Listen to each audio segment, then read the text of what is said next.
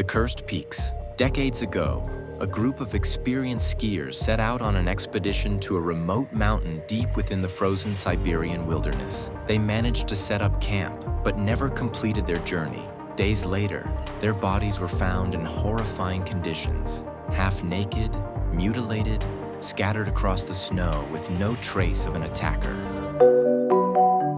The case became known as the Dyatlov Pass Incident, a mystery that would forever haunt modern history. Locals in Siberia believed the young explorers had fallen victim to spirits trapped within the mountain. And you're about to uncover the disturbing truth, the horror of Dyatlov, a supernatural tragedy buried beneath the Siberian snow. The incident began in January 1959, in the heart of the Cold War, when 10 young Russian skiers prepared for a journey that would lead them into the frozen depths of the Ural Mountains. None of them knew they were about to become the protagonists of one of the most terrifying mysteries of the 20th century. At just 23 years old, Igor Dyatlov led the group with the confidence of someone who had conquered mountains before. A student of engineering at the Ural Polytechnic Institute, Dyatlov was known for his precision and experience in difficult expeditions. By his side were Ludmila Dubinina, Rustem Slobodin, Zinaida Kolmogorova, Yuri Krivonishenko, Alexander Kolevatov, Nikolai Thibault-Brignol, and Semyon Zolotaryov, age 37, the oldest and most seasoned, a military veteran and survival instructor. 10 names, 10 lives, 9 deaths that defied logic. The 10th member, Yuri Yudin, abandoned the trip on the second day due to illness, a decision that would save his life, but curse him with guilt forever. Was he simply lucky, or did he sense what was coming? There was something odd from the start.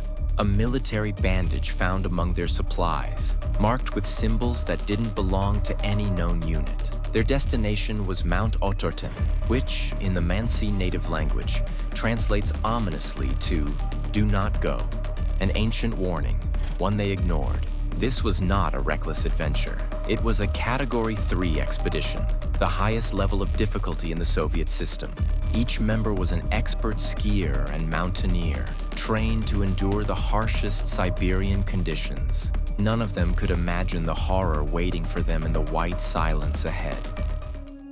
For the first few days, everything seemed normal. Later recovered photographs show smiling faces, laughter, and playful snowball fights. They built temporary camps, shared songs, warmth, and camaraderie. Those same photographs, however, would later become silent witnesses to their doom.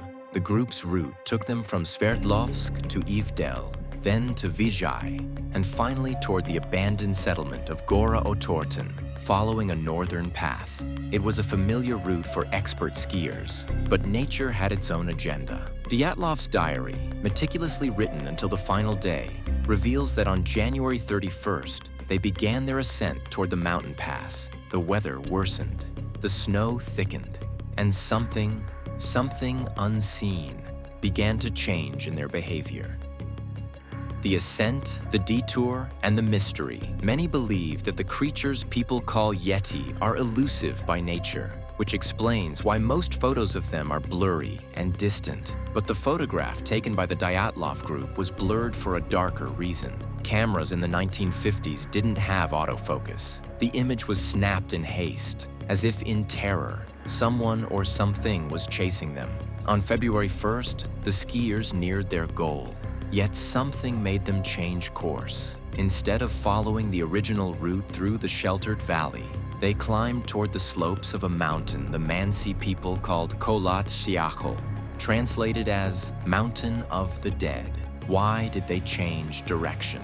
Dyatlov's journal mentions poor visibility and a possible navigation error, but others believe something lured them there, something that should not exist. The final photographs show the group setting up camp on the snowy slope. The landscape looks serene until you study their faces. Subtle tension, eyes staring toward something unseen beyond the horizon. Some of the last photos taken by Yuri Krivonishenko show strange glowing orbs in the night sky, perfect circles of light that didn't match any known natural phenomenon. Decades later, Those images would fuel theories of government experiments, UFOs, and interdimensional contact. That night, February 1st, 1959, was the group's last. What truly happened during those hours of darkness remains one of the most baffling unsolved enigmas in modern times. Evidence suggests they fled the tent in panic, slicing it open from the inside. They ran into the freezing snow barefoot, some barely clothed. Imagine the terror needed for experienced mountaineers to abandon the only shelter standing between them and temperatures below -30 degrees Celsius. What kind of threat could be worse than certain death by hypothermia?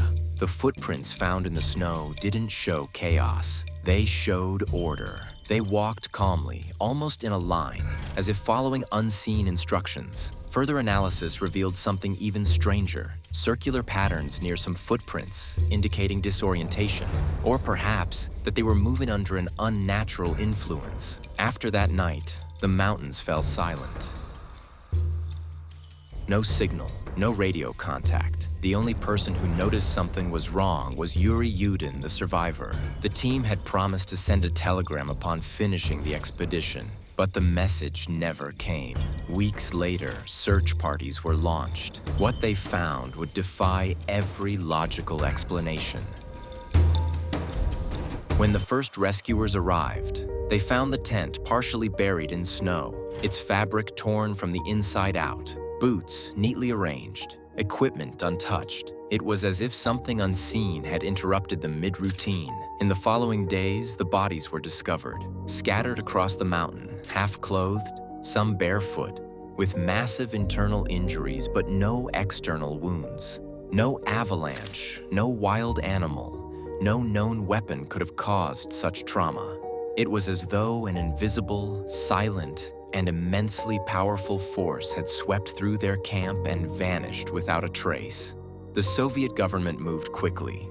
Military units arrived before civilian rescuers. The entire area was declared off-limits for 3 years. The official investigation, led by prosecutor Lev Ivanov, was soon shrouded in secrecy. Documents were classified, witnesses silenced. The final statement read, "The hikers died due to an unknown compelling force." But what kind of force could tear out tongues, remove eyes, and contaminate clothing with radiation? Zolotaryov and Dubinina were found without eyes. Dubinina's tongue was missing entirely. Strange burns appeared on their bodies. Some clothing tested positive for radioactive contamination. Residents reported bright orbs in the sky that same night. Others spoke of strange sounds echoing through the valleys. Could it have been a secret weapons test? An encounter with something extraterrestrial? Or a crossing between dimensions? No one could explain why their tent had been sliced from within, why they had fled so suddenly, or why their corpses lay miles apart in positions suggesting both panic and ritual. Yuri Yudin lived with guilt for the rest of his life. He recalled the last moments before leaving. He would later say, "Something was wrong with the mountain. I could feel it watching us." The Mansi tribe spoke of guardian spirits, keepers of the peaks who punished trespassers. Scientists later proposed katabatic winds and infrasound frequencies capable of inducing panic. But these theories could never explain the physical injuries or radiation.